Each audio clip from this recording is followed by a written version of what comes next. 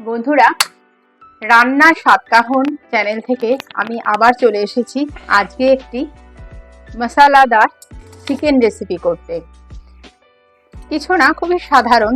আমরা সাধারণত যেরকম আলু দিয়ে চিকেন দিয়ে মশলা দিয়ে খাই, একটু ঝোলঝোল করে, ঠিক সেরকমই আমি দেখাবো রান্নাটা। তো শুরু করা যাক। আমি কড়াই গরম বসিয়ে দিয়েছি। এবার তার ভেতরে আমি একটু দিচ্ছি সর্ষের তেল। প্রথমে আমি আলুটাকে ভেজে নেব।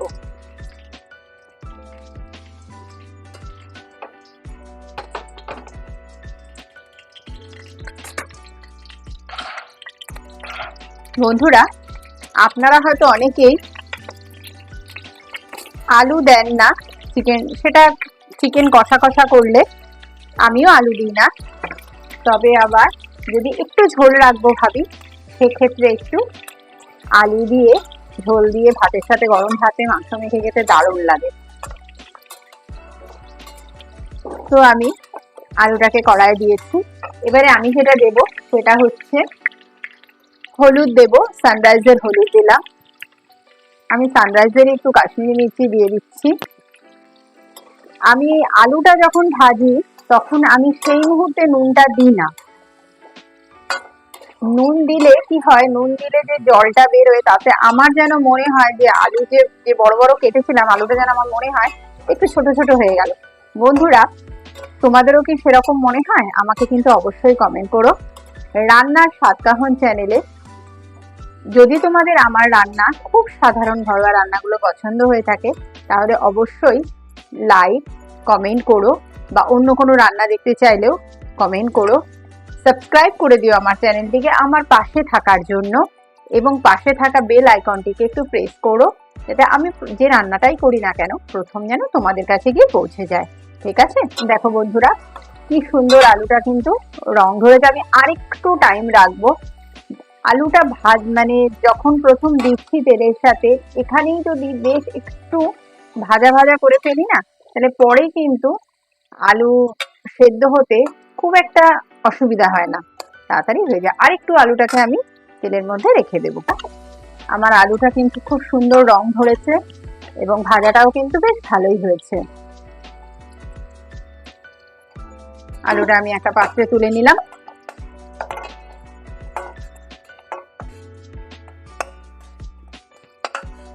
এবার এই তেলের ভেতরে আমি আরেকটু তেল মিশিয়ে দিলাম।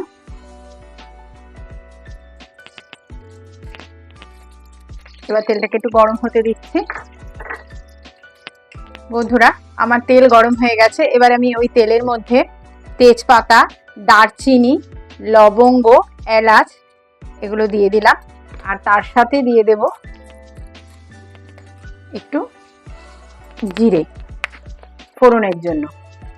এরপরে আমি দেব দুটো শুকনো লঙ্কা আর দুটো কাঁচা লঙ্কা চিড়ে।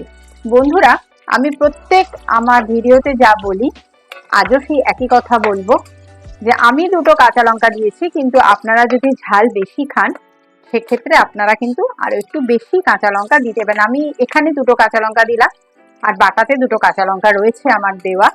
কিন্তু কি হয়, আসলে আমার বাড়িতে যেহেতু আমি প্রত্যেক ভিডিওতে বলি আমার ছেলে ঝাল কম খায়, আর বাড়িতে বাদ বাকিরা সবাই ঝাল বেশি খায়, কিন্তু একটা রান্না করবো সে খাবে না, তা তো হয় না। তাই জন্য আমি ঝালের পরিমাণটা একটু বুঝে দিই। আপনাদের বাড়িতেও যে যেরকম ঝাল খায় সেই বুঝেই আপনারা দেবেন। তো আমার এগুলো বেশ ভালো ভাজা ভাজা হয়ে গেছে। এবারে আমি এই বাটিতে আমার 500 চিকেন ছিল, সেই চিকেনের ভেতরে আমি আদা বাটা, গোলমরিচ গুঁড়ো, লেবুর রস, হলুদ, কাশ্মীরি মির্চি, অল্প দই দিয়ে আমি এটাকে ম্যারিনেট করে রেখে দিয়েছিলাম হাফ অ্যান আওয়ার। এইবার আমি এগুলো গরম তেলের মধ্যে কিন্তু দিয়ে দেব।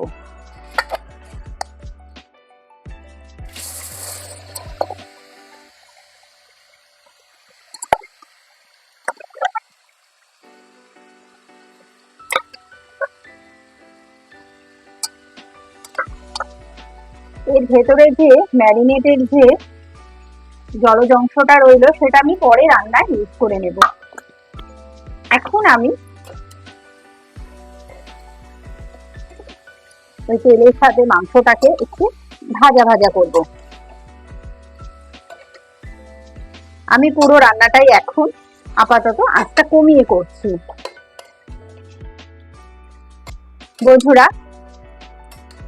তেলের সাথে আমি মাংসটাকে 2 মিনিট রেখে একটু হালকা ভাজা ভাজা মতো করলাম এবং চিকেনের গায়েও যে মশলাগুলো ছিল সেটাও কিন্তু তেলের মধ্যে বেশ ভালো মিশে গেছে।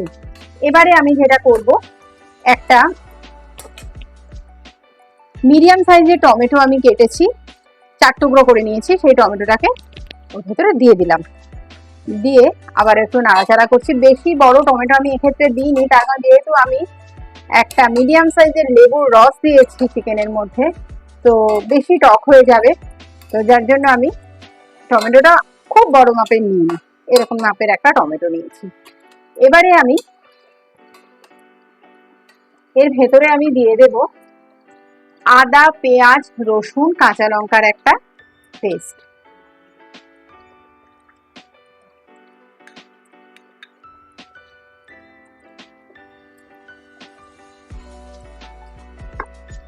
আমি এরকম চামচের 2 চামচ পেস্ট দিয়ে দিলাম, দিয়ে আবারও মাংসের সাথে ভালো করে নাড়াচাড়া দিলাম। এবারে আমি মাংসে নুন দেব। এতক্ষণ নুন দিইনি, ম্যারিনেটে অল্প একটু নুন দিয়েছিলাম। এবার আমি একটু এরকম চামচের 1.5 চামচ নুন দিলাম। আবারও নুনটাকেও ভালো করে মাংসের সাথে মাখিয়ে নিলাম। এরপরে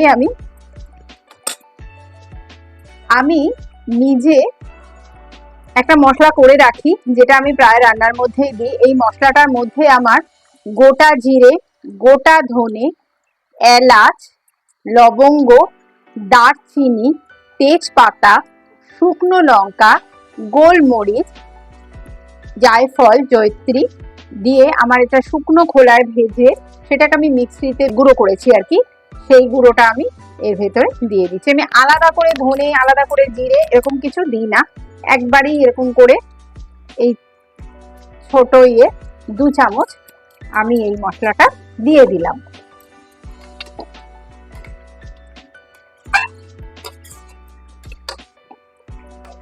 এরপরে আমি একটুখানি এই চামচের 1/2 চামচ কাশ্মীরি মির্চি দিয়ে দিলাম। এটা শুধুই মাত্র দেওয়া আমার রংটা ভালো হওয়ার জন্য। আপনারা এর সাথে আবার শুকনো লঙ্কার গুঁড়ো সেটা দিতে পারেন, আমি দিচ্ছি না, ঝালটা বেশি হয়ে যাবে বলে, কিন্তু আপনারা অবশ্যই দিতে পারেন আপনাদের কি রকম ঝাল খান বুঝে।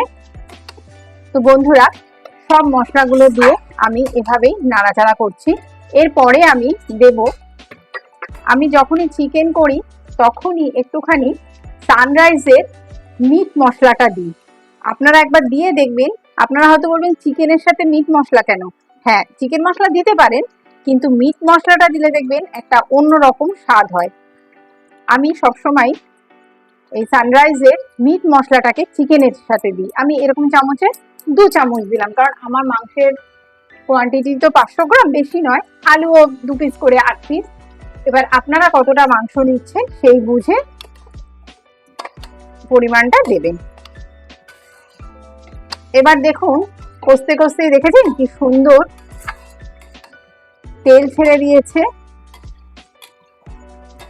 দেখুন কত সুন্দরভাবে তেল ছেড়ে দিয়েছে। এবার আমি এই অবস্থাতেই কড়াইটা ঢেকে একটুখানি টাইম আবার এই মশলাগুলো মাংসের সাথে দেওয়ার জন্য সময় দেব। বন্ধুরা দেখুন কি সুন্দর মশলাগুলো কিন্তু ছেড়ে গেছে মাংসের গা থেকে। যে মশলাগুলো মাংসের গায়ে ছিল বা যেগুলো আমি এখন দিলাম সেগুলো কিন্তু ভালো ছেড়ে গেছে।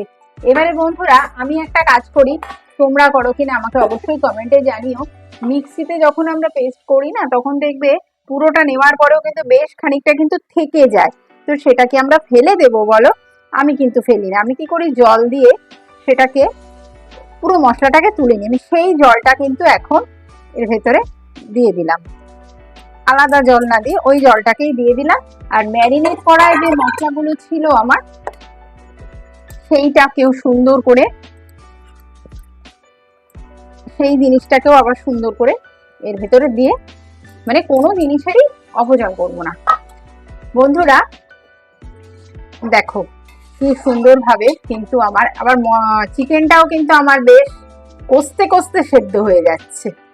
চিকেনও কিন্তু আমার কষতে কষতে সেদ্ধ হয়ে যাচ্ছে। এবারে আমি দেব কিছুটা কাজু, মানে অল্প ধরো 8-10টা কাজু, গোটা কাজু, আর একটু পোস্ত, একটু চারমগজ বাটা নিয়ে আমি মিক্সিতে পেস্ট করে নিয়েছিলাম, সেইটাকে আমি এর ভেতরে দিয়ে দিলাম। এবারে আবারও আমি ভালো করে এই মিশ্রণটির কড়াই ভালো করে সবকিছুর সাথে মিশিয়ে দিচ্ছি।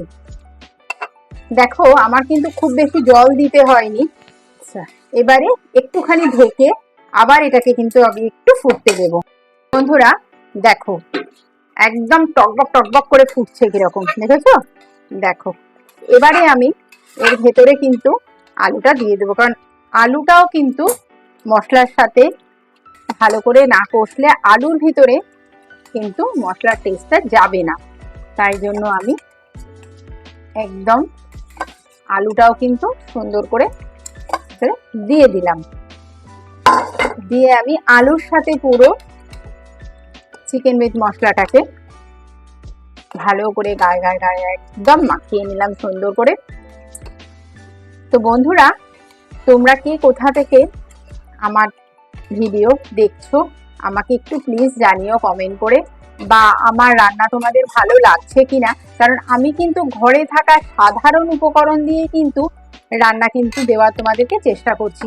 আমার রান্নায় কিন্তু খুব মানে এটা ওটা সেটা অনেক কিছু জিনিস কিন্তু দিই না বা পাবে না সেরকম। আমি কিন্তু সাধারণত এভাবেই দিই। আমার থেকে যদি নিরামিষ আমিষ যে কোনো রেসিপি যদি তোমরা দেখতে চাও আমাকে কিন্তু কমেন্ট করো।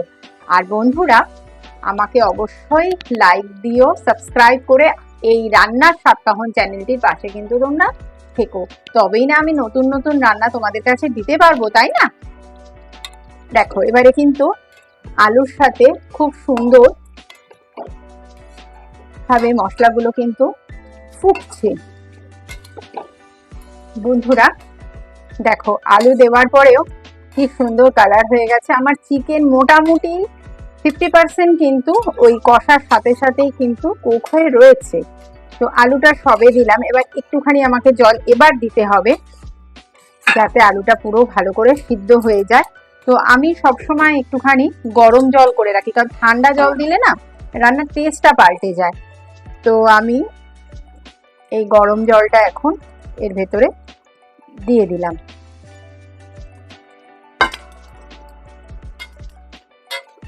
এবারে বন্ধুরা এবার ফুটুক, বাকি চিকেনটা আলুটা এগুলো ভালো করে সিদ্ধ হয়ে যাক। বন্ধুরা দেখুন একদম রান্নার মধ্যে থেকে কিন্তু দেখুন তেল মশলা সব কিছু সুন্দর করে ছেড়ে গেছে, কালারটাও কিন্তু অসাধারণ হয়েছে। একটা আলু আমি দেখে নিই যে সিদ্ধ হলো কিনা। হ্যাঁ দেখুন আলু পুরো দুটো খণ্ড হয়ে গেল, মানে আলু পুরো সিদ্ধ হয়ে গেছে। আচ্ছা চিকেন, হ্যাঁ চিকেনও কিন্তু এই দেখুন ছেড়ে গেল গা থেকে, তার মানে চিকেনও কিন্তু সিদ্ধ হয়ে গেছে। আচ্ছা সব কিছু ঠিক আছে, আমি ঝোল আর কমাবো না। আপনারা চাইলে কিন্তু এই ঝোলটাকে কিন্তু আঁচ বড় করে, মানে স্টিমটাকে বড় করে কিন্তু একদম গায়ে গায়ে করে নিতে পারেন, যেরকম চিকেন কষার আর কি হয়, আর সেটা করতে পারেন। কিন্তু আমি আজকে ঝোলটা একটু রাখবো এরকম, কারণ আমার আবার ভাত দিয়ে ঝোল দিয়ে মেখে খেতে খুব ভালো লাগে, আমি বা আমার পরিবারের সবাই ভালোবাসি। তো আমি এখানে রাখছি। এরপরে আমি যা করব সেটা হচ্ছে গ্যাসটা বন্ধ করলাম। গ্যাসটা বন্ধ করে এইরকম একটি ছোট্ট চামচের 1 চামচ সানরাইজের শাহি গরম মশলা কিন্তু আমি দিয়ে দিলাম, ঠিক আছে? আচ্ছা এটা দিলাম। এরপরে আমি এই ঘি উপর দিয়ে ছড়িয়ে দিলাম। তাহলে বন্ধুরা আজকের মতো কিন্তু আমার আলু দিয়ে মশলাদার চিকেন রান্না কিন্তু কমপ্লিট হলো। কিন্তু ওই যে আবার একটা কথা বলছি, আপনাদের কাছ থেকে কিন্তু আমার কিন্তু দাবির কিন্তু শেষ নেই। কি ধরনের দাবি? না, প্লিজ আমার চ্যানেলটাকে লাইক করবেন, কমেন্ট করবেন, সাবস্ক্রাইব করবেন এবং পাশে থাকা বেল আইকনটিকে প্রেস করবেন, তাহলে আমি যেন চ্যানেলটাকে আরও এগিয়ে নিয়ে যেতে পারি আর আপনাদের পছন্দের রান্নাগুলোও দিতে পারি। যতক্ষণ না আমি নতুন কোনো ভিডিও নিয়ে আসছি ততক্ষণ পর্যন্ত আপনারা খুব ভালো থাকবেন, সুস্থ থাকবেন, আনন্দে থাকবেন এবং ভালোবাসায় ভরে থাকবেন। ধন্যবাদ।